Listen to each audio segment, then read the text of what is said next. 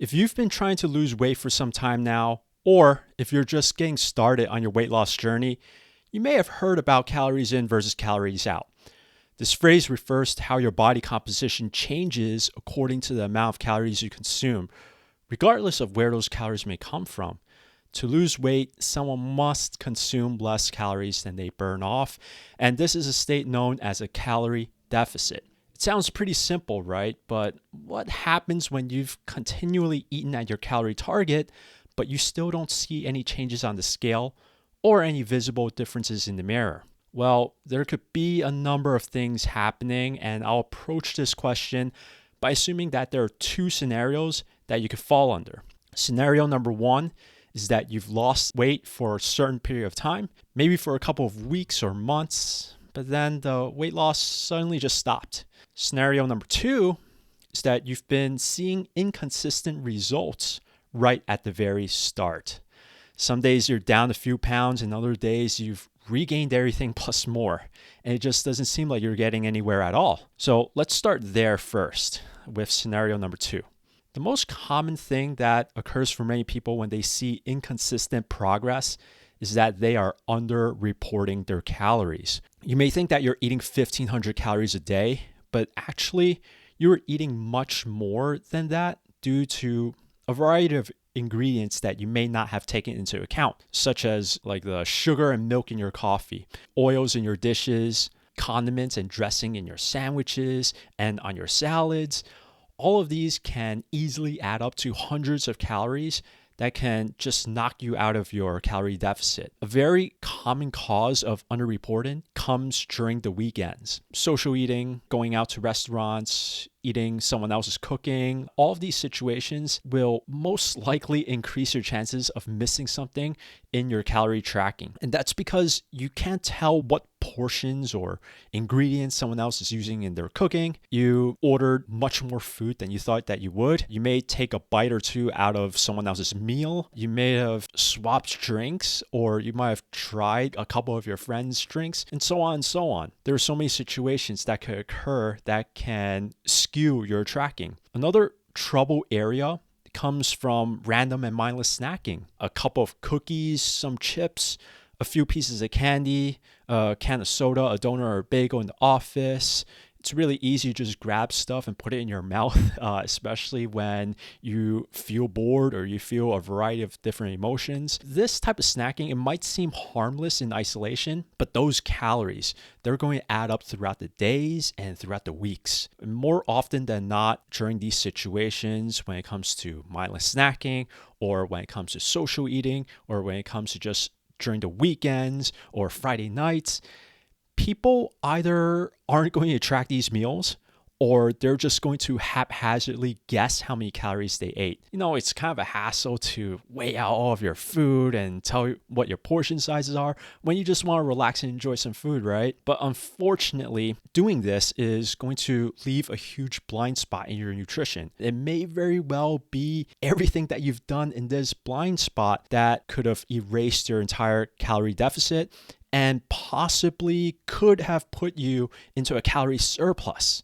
And this is very easy and very common. All it takes is about an additional 2,000 to 3,000 calories to wipe out all of the progress for the week. It's easy to do, especially when you're unprepared and careless with your food decisions. Under-reporting your calories is probably the most likely cause for your inconsistent, or for some of you, non-existent results. To lessen the impact of this, be more vigilant in your food choices. Try your best to plan out your meals and your snacks. Either prepare your food yourself or decide in advance what it is that you're going to be eating when you head out to a social event. Planning and preparation will decrease the likelihood of making poor decisions in the heat of the moment.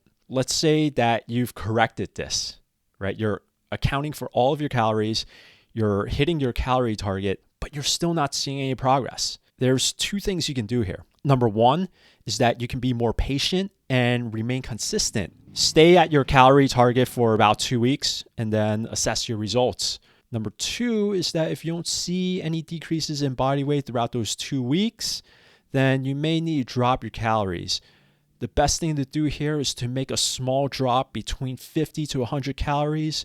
100 is probably going to be more effective, and stay there for a week to see if that helps. If yes, then stay at that new calorie level.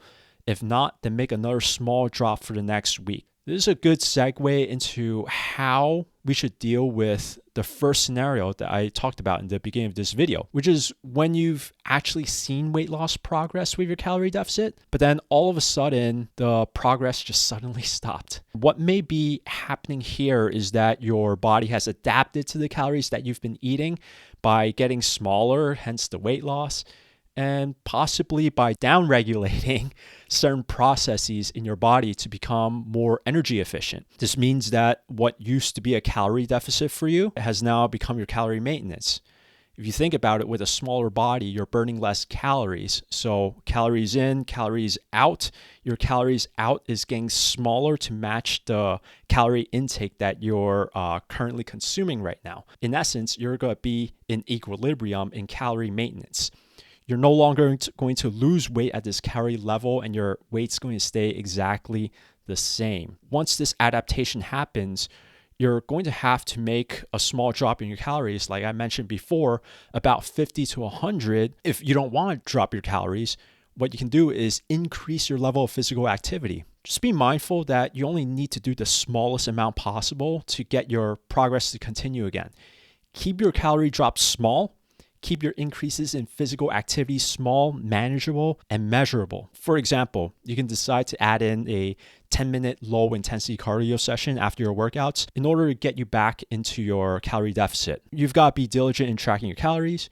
You got to be diligent in consistently weighing yourself. Also, be diligent in observing the trends that occur from week to week.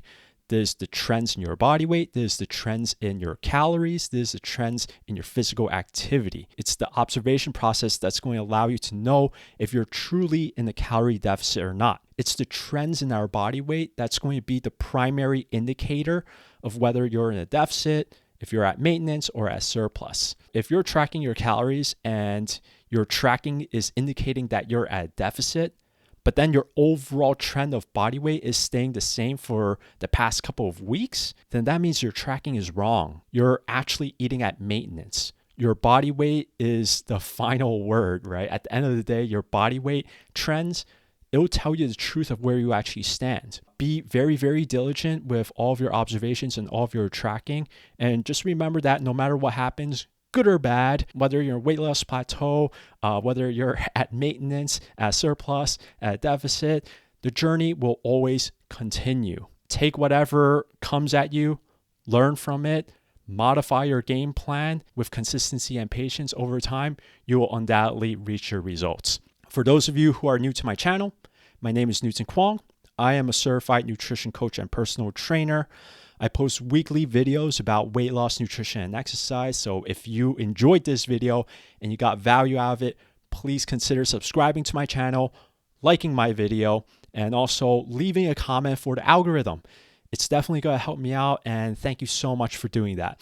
If you need more help with your exercise, your nutrition, and health, I have a link for my coaching down in the description below. I appreciate you guys so much, and I will see you in the next one. Peace.